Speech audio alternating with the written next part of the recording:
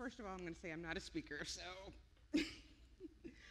Psalm 139:16 states, "Your eyes beheld my unformed substance.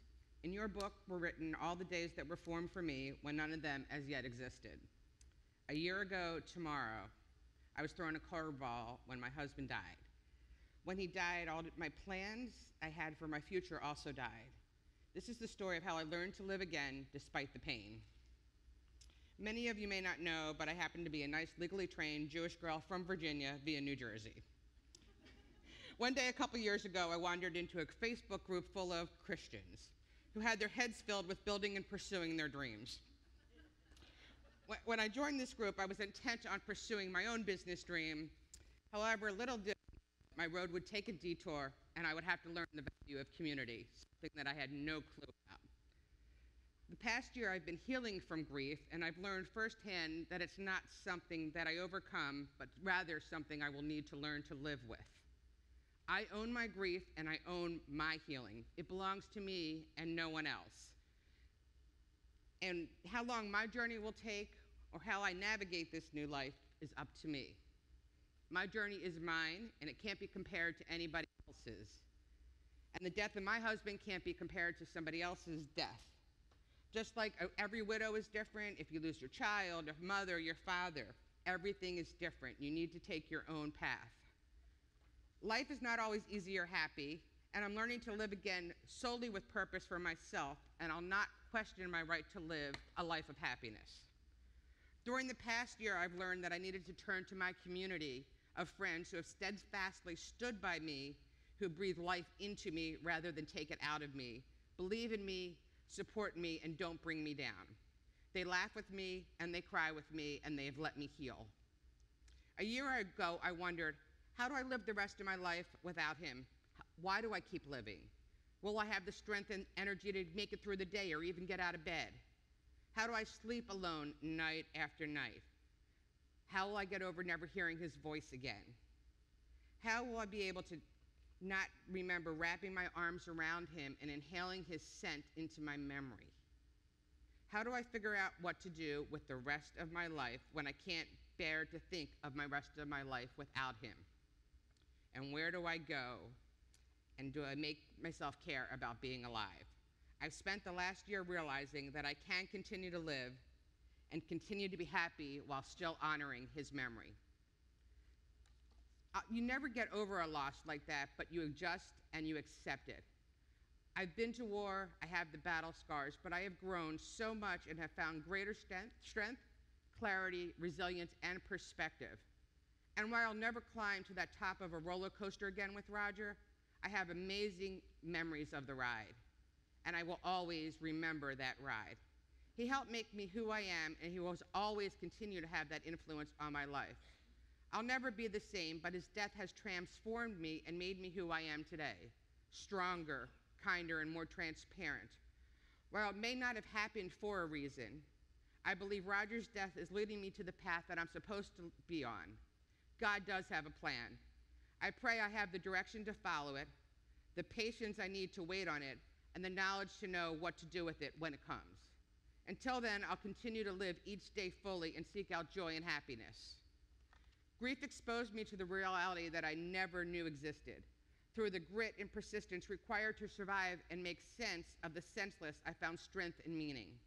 Without this struggle, the sadness, anger, despair, worthlessness, and fear, I would never have been able to grow. While coping with death and grief, I've learned lessons about myself, the world, and others. By facing the reality of trauma and loss, I have discovered the flaws in my previous assumptions and clearly needed to redefine my beliefs and understanding. During the couple of months leading up to Roger's death and his passing, the outpouring of love and prayers was so uplifting.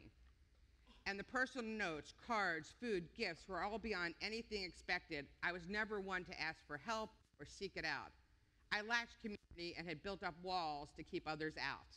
But it was this group of community that sustained me. It was the 15 members who showed up at my house for the wake and the funeral. It was a daily text from people like Dale and Amy and others. It was Janine with her weekly handwritten notes that always hit the spot no matter what, even to this day. It was Laretha spending almost 24 hours straight on the phone with me during the initial few days. It was these deep discussions with Lisa and David about God, grief, and healing, something that I had no belief in whatsoever. And it was Renee, who had no clue who I was, reaching out to me to let me know that she was there to help me. This community helped sustain me the past year and has proved to me the importance of community. I've learned there's no right way or wrong way to grieve. There's no time limit. You eventually learn to live with the void in your life, and I have learned to live with joy, but life will be different. I'm a completely different person than I was a year ago. Not to say that I was a bad person or I'm a better person, I'm just different. I have learned that I need to honor my grief, honor my loss, but be gentle with my heart. Everyone has their own individual way of grieving and learning how to live with it. I do what is right for me and only me. While pain and loss will change, the death of a loved one does not have to define me. I remember a few months after Roger's death, I described myself in a text to Deborah as the blonde with the dead husband. She screamed back at me, "Death does not define you, you are more than that." And I really have learned that while it's part of me, it doesn't define who I am. Death is a game changer. Not only did I lose someone who was a vital part of my life, I lost that future that I naively believed was going to unfold exactly as I planned. I was left with an uncertain, ill-defined future, no instructions on how to get to a place where I could see a future worth living. There was no rule book. Rather, grief follows no rules. It has none. It comes in waves. It crashes over you like a wave, but then retreats, only to come back. Everyone will grieve in their own way, in their own time, with their own thoughts of God and their own personal beliefs. It's messy, it hurts, it's isolating, and it really does last longer than you think it will. I hate grief, but I am so grateful for what it has taught me. I know what it is to love because I have lost what I loved. I know what is hope because I have lost hope. I looked at grief as a teacher, letting me know who my friends were, reminding me what I used to worry about in the face of death is stupid, and teaching me the real meaning and value of community. Grief can teach you what is important. It taught me to remove the toxic people out of my life because it will only bring me down. I remember that there's a purpose for each person in my life and that exists in your life, and sometimes you need to let go of some of that for your own healing.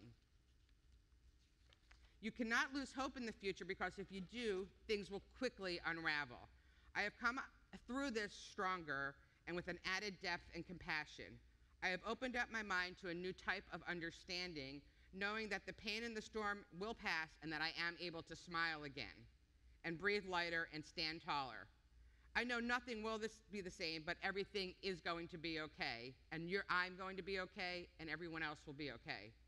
When I first joined this group of Christians, I was a lapsed Jew who had spent 18 years angry with God because I have 3 medically fragile children. Rather than pushing me further away from religion, the death of Roger brought me closer to God and healing. In fact, just a week ago, I was asked if I was interested in working on a devotional that would deal with healing and grief. Of course I said yes, but a year ago this request not only would have happened, but it was something that I would have just shrugged my shoulders at. I had to let go of my anger, regret, and fears that were haunting me and stopping me from moving forward. I was unable to move forward and live again until I did this. By letting go, I took control of my life and no longer let my raw emotions control me. I now know, with the help of friends, God, community, patience, and faith, I have made it through the storm and will continue to make it through the rain, let alone dance in the rain. Please know that there is no way I would have been able to do this without the friends and family who have been through my side and the new friends I have met along the way. Roger taught me how to love and showed me what truly means to be loved. Following a disastrous first marriage, minus my amazing boys, I learned about unconditional love. I know that I cannot bring him back, so I honor him by continuing to live my life and enjoy my life. Anyone can love you at your best, but he loved me at my worst. Losing him taught me so much. It has taught me to live for today for those who can't. We are all still here for a reason. Live and love every day as if it's your last, because you never know when it will be. Make sure you tell people you love them daily. Don't take life you are given for granted. I have learned life is still worth living, and I'm going to live the best damn life I can. I'm so thankful for all my friends who have continued to love me and support me and listen to me this past year.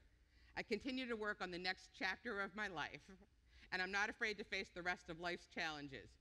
I'm grateful and humble for everyone and everything because I don't know what tomorrow holds. Believe in yourself, listen to your heart, trust your instincts, and see your strengths. Keep the faith. I just keep reminding myself that the hour before the sunrise is often the darkest, and when I feel down, to keep reminding myself that I'm a moment away from seeing a beautiful sunrise. And remember, anything is possible when you believe in your dreams. Thank you.